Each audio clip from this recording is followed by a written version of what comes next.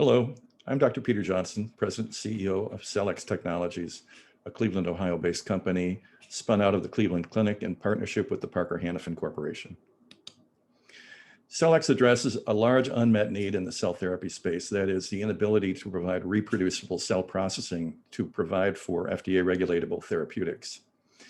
The solution is precision robotic control of cell expansion processes, which we provide through our device known as Cellex. The market that we address is very large. Bloomberg anticipated that it would be 1.8 billion in 2018, expected to be 8.9 billion by 2025.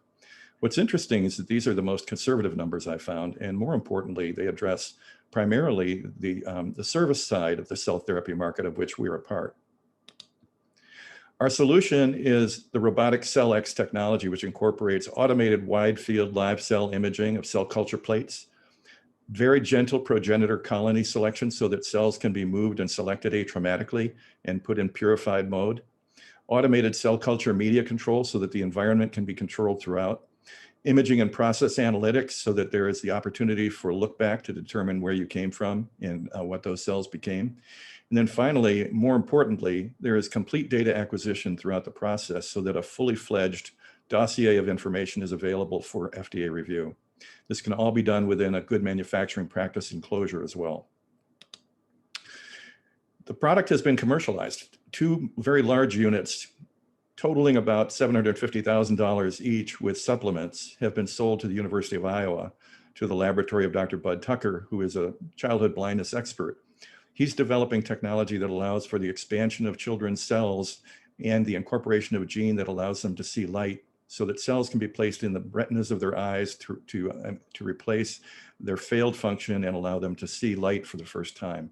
The Cellex device was the only device in the world that would allow him to do this properly. The business model for the device has four parts. In the upper left-hand corner, you'll notice that we can sell or lease the device and have maintenance agreements on the device. On the upper right, there's a business model for disposables.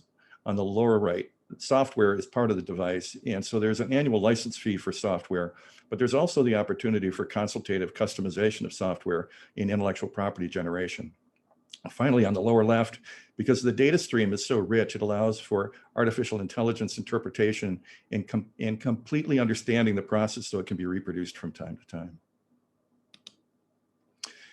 How do we manufacture the device? Well, at present, the Parker-Hannifin Corporation manufactures for us. They're a reliable partner, but they're higher cost to manufacture, but we don't have any tether to their products. And so we have the opportunity to convert ourselves to a contract manufacturing operation that can build the product at lower cost with a higher margin and also provide engineering capabilities for version 2 enhancements. And that's what we intend to do. There's intellectual property that sustains this project. Two patents focus on image analysis of biological objects, and then one patent focuses on the methodology by which the instrument operates in its own right. There's competition out there. I'm showing you this fairly complex slide. I want to point out just one thing on this slide, that across the top line, you'll see all the capabilities of the Cellex device and other devices looked at together.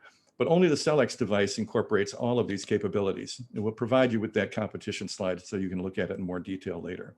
You'll notice that the Cellex device shown in green, relatively speaking, is able to cover that entire waterfront, whereas other close competitors don't cover the entire waterfront. And unfortunately, in order to provide for full functional understanding of cell process development, you have to do all of these things.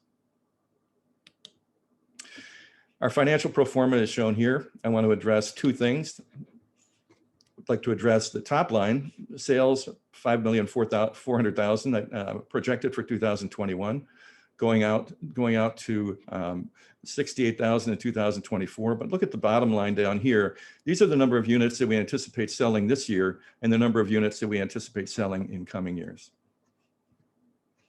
Our management team is strong. I'm the president and CEO. George Mushler is the founder and chief scientific officer. Brian Handerhan is our consultant from the Parker-Hannifin Corporation.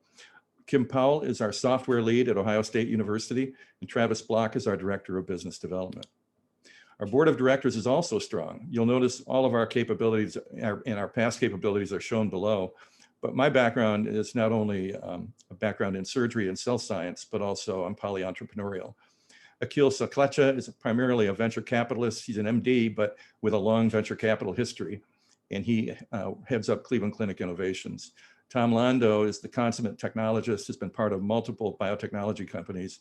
And Fran Denuzzo is the former VP of Agilent and Hewlett Packard, who handled M&A strategies, and we're relying on Fran to help us with strategic partnering.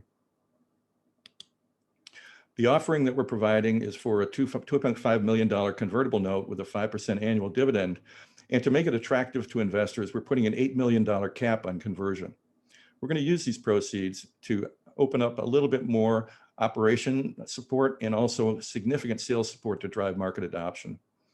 We're going to provide the contract manufacturing relationship I talked about earlier to decrease cost to manufacture and to expand applications. And then finally, we're going to establish an independent development laboratory to be able to control intellectual property outside of the Cleveland Clinic. Our exit strategy is to optimize adoption so that we can attract a strategic partner for M&A opportunities, or to leverage ongoing capital access to expand into a world-class cell manufacturing therapy support company. How we proceed in the next several months is going to determine the exit strategy that we pursue. But at the moment, we're looking primarily at option number one. Please let me know if I can answer any additional questions for you. I'd look forward to doing that. Thank you.